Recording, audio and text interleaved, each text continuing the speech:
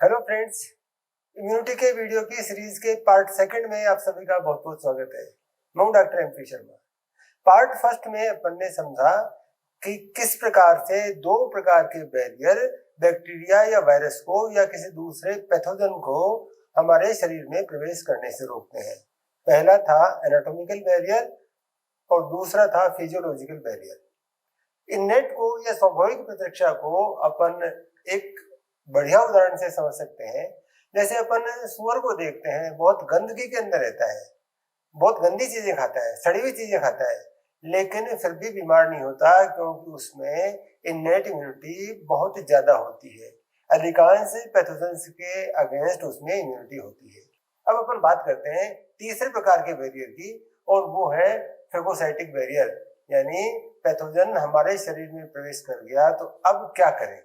तो उसके लिए हमारे शरीर में भक्षाणु कोशिकाएं हैं, फेगोसाइटिक सेल्स हैं, फेगोसाइट्स हैं, और ये भक्षण करती हैं बैक्टीरिया का या वायरस का या किसी दूसरे पैथोजन का। और इसके लिए इनके अंदर एक खास प्रकार का अंगक, खास प्रकार का सेल ऑर्गेनेली लाइसोसोम वो बहुत ज्यादा होता है, और अपन जानते हैं उसके अंदर पाचक रस होते हैं, और इन पाचक रसों की सहायता से खाए हुए बैक्टीरिया को या वायरस को पचा दिया जाता है और टुकड़ों में तोड़ दिया जाता है। तो यह क्रिया फेगोसाइटोसिस कहलाती है, और ये अवरोध का काम करती है, ये इम्यूनिटी का काम करती है, जो स्वाभाविक रूप से हमारे में पाई जाती है। अब जो फेगोसाइट्स हैं वो डब्ल्यूबीसी के प्रकार हैं। अपन जानते हैं डब्ल्यूबीसी 5 प्रकार की हैं। एक न्यूट्रोफिल्स, बेसोफिल्स, यूसिनोफिल्स, लिम्फोसाइट्स और मोनोसाइट्स। इनमें 2 प्रकार की डब्ल्यूबीसी मुख्यतया फेगोसाइटोसिस का या भक्षाणु का काम करती हैं, एक न्यूट्रोफिल और एक मोनोसाइट। डब्ल्यूबीसी के बारे में एक सेपरेट वीडियो और है, जो अपन ब्लड टेस्ट करवाते हैं उसके अंदर डब्ल्यूबीसी के लिए कई तरह की टर्म्स काम में लेते हैं, जिसको सामान्यतः हम समझ नहीं पाते हैं। उनको समझने के लिए एक वीडियो और है, आप उसको भी देखें। अपन फिलहाल बात कर रहे हैं इनेट इम्यूनिटी के फेगोसाइटोसिस की। उसमें 2 प्रकार की डब्ल्यूबीसी, न्यूट्रोफिल और मोनोसाइट्स, ये भक्षाणु का काम करती हैं। पहले अपन बात करेंगे न्यूट्रोफिल की, फिर बात करेंगे अपन मोनोसाइट्स की। डब्ल्यूबीसी के क्लासिफिकेशन का आधार है इनमें पाए जाने वाले पार्टिकल्स हैं कि नहीं है तो किस प्रकार के हैं, और इनका न्यूक्लियस किस तरह का है। न्यूट्रोफिल्स में पार्टिकल न्यूट्रल है, और इनका जो न्यूक्लियस है वो 3 से 5 लोब का बना हुआ है। बाकी की विशेषताएं अपन डब्ल्यूबीसी के वीडियो में समझेंगे। न्यूट्रल पार्टिकल्स और 3 से 5 लोब का बना हुआ न्यूक्लियस। न्यूक्लियस गोलाकार नहीं होता, सामान्य संरचना का नहीं होता, एक बात। दूसरी बात, इनकी संख्या कितनी होती है, तो एक टर्म है टीएलसी, टोटल ल्यूकोसाइट काउंट, और ये होती है 6000 पर क्यूबिक मिलीमीटर ब्लड। एक घन मिलीमीटर रक्त में डब्ल्यूबीसी की संख्या होती है 6000। ल्यूकोसाइट और डब्ल्यूबीसी एक ही बात है, ल्यूकोसाइट का मतलब डब्ल्यूबीसी। इनके अंदर न्यूट्रोफिल कितनी है, न्यूट्रोफिल सबसे ज्यादा है, कितनी, 65%, यानी सबसे ज्यादा प्रकार के डब्ल्यूबीसी वो तो न्यूट्रोफिल है। अब काम क्या करती हैं, फेगोसाइटोसिस करती हैं, जिसका बैक्टीरिया वायरस फंजाई ऐसे पैथोजेंस को खाती हैं, ये अमीबा की तरह से खाती हैं, और लाइसोसोम की सहायता से पचाकर उसको नष्ट कर देती हैं। अब प्रश्न ये उठता है कि ये इन्फेक्शन तक कैसे पहुंचती है, कैसे पहचानेंगे। तो जहां इन्फेक्शन होता है वहां पर पैथोजेंस के द्वारा खास तरह के केमिकल बनाए जाते हैं, और ये केमिकल चारों तरफ फैलते हैं, और ये केमिकल आकर्षित करते हैं न्यूट्रोफिल्स को। यानी इन केमिकल की सहायता से न्यूट्रोफिल इन्फेक्शन की जगह तक पहुंचती हैं। इस क्रिया को कीमोटैक्सिस कहते हैं, कीमोटैक्सिस। अब एक और प्रश्न है कि न्यूट्रोफिल तो ब्लड में है, ब्लड में घूम रही है वो, तो ब्लड को छोड़कर इन्फेक्शन की जगह कैसे पहुंचेंगे। और उसका तरीका है कैपिलरीज में से निकलती है बाहर, और कैपिलरीज में जो लिम्फ निकलता है, लसिका निकलता है, उसके साथ ये भी निकल जाती है। कैसे निकलती हैं, ये पतले रंध्रों में से पिचक कर बाहर निकलती हैं। जैसे किसी गुब्बारे को छोटे से छेद में से अपन दबा के बाहर निकाल दे, पिचका के बाहर निकाल दे, वैसे ये बाहर निकल जाती है। तो ब्लड से कैपिलरीज के रंध्रों में से पिचक कर बाहर निकलती हैं।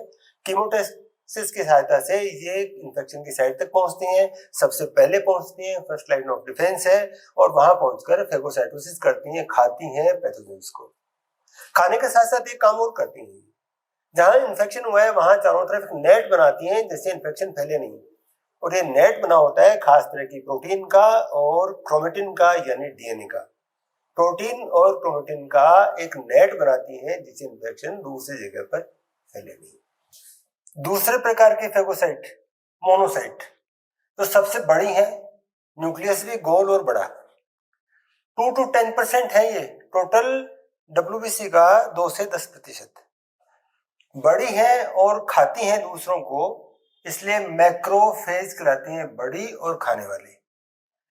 पुरानी सेल जैसे न्यूट्रोफिल या कहीं पर और जहां पर पुरानी कोशिकाएं हैं, वॉर्न आउट सेल्स, पुरानी कोशिकाएं, उनको खाती हैं ये। अपमार्जक कहलाते हैं, इसके व्यंजक कहलाती हैं, सफाई कर्मी कहलाती हैं। पुरानी न्यूट्रोफिल्स को भी खा जाती हैं। जब तक ब्लड में है तब तक वांडरिंग कहलाती हैं, घूमती हैं, घुमंतु हैं, और बाकी की डब्ल्यूबीसी की तरह से ये भी बिहेव करती हैं। लेकिन ब्लड से बाहर निकलकर, वही कैपिलरीज के थ्रू बाहर निकलती हैं, ब्लड से बाहर निकलकर अलग अलग टिश्यूज में फिक्स फेगोसाइटिक सिस्टम बनाती हैं। मोनोन्यूक्लियर फेगोसाइटिक सिस्टम, एमपीएस, या रेटिकुलर एंडोथेलियल सिस्टम, क्या कहते हैं इनको? Fix phagocytic system. जहां पर रहती हैं फिर वहीं काम करती हैं और वहीं मरती हैं, और इनका जीवन काल 6 महीने तक का हो जाता है। वहां पर ये अलग अलग नामों से जानी जाती हैं। जैसे ब्लड से निकलने के बाद में जो लीवर में पहुंचती हैं वो कुफर सेल्स कहलाती हैं। यकृत की भक्षाणु कोशिकाएं, बड़ी भक्षाणु कोशिकाएं जो मोनोसाइट से बनी है, कुफर सेल्स है। इसी तरह से लंग्स की डस्ट सेल्स है जो धूल के कणों को हटाती हैं लंग्स से, दूसरे पार्टिकल्स को भी हटाती हैं। किडनी के अंदर मेसेंजियल सेल्स होती हैं जो किडनी की रक्षा करती हैं। ब्रेन के अंदर माइक्रोग्लिया है जो ब्रेन की रक्षा करती हैं। और इसी तरह से कनेक्टिव टिश्यू, ये स्किन और नीचे की मसल्स, उनको जोड़ने वाला जैसे जो टिश्यू है वो कनेक्टिव टिश्यू कहलाता है, योजी ऊतक कहलाता है वो। वहां के फेगोसाइट्स को हिस्टियोसाइट्स कहते हैं। ये कुछ एग्जांपल्स हैं मोनोसाइट्स जो बाहर निकलकर अलग अलग तरह के सेल्स में डिफरेंशिएट होती हैं, फिक्स फेगोसाइटिक सिस्टम बनाती हैं ये।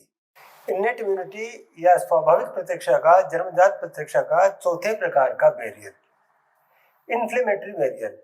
इन्फ्लेमेशन का मतलब सूजन, स्वेलिंग आ जाना। और इसकी 4 विशेषताएं हैं। पहला तो जैसा नाम में ही है, स्वेलिंग आएगी यहाँ पर। दूसरा, दर्द होगा, जैसे किसी व्यक्ति के कांटा चुभ जाए और कांटे के साथ में कुछ पैथोजेंस भी अंदर चलेगी। कांटा तो निकाल दिया लेकिन अब वहां पर इन्फेक्शन हो गया तो वहां सूजन आती है, दर्द भी होता है वहां पर, वो जगह लाल भी दिखाई देती है, और उस जगह का टेम्परेचर बाकी के भाग की तुलना में थोड़ा सा ज्यादा होता है, लोकल वार्मथ कहते हैं इसको। ये 4 विशेषताएं हैं इसकी। तो कैसे काम करता है ये?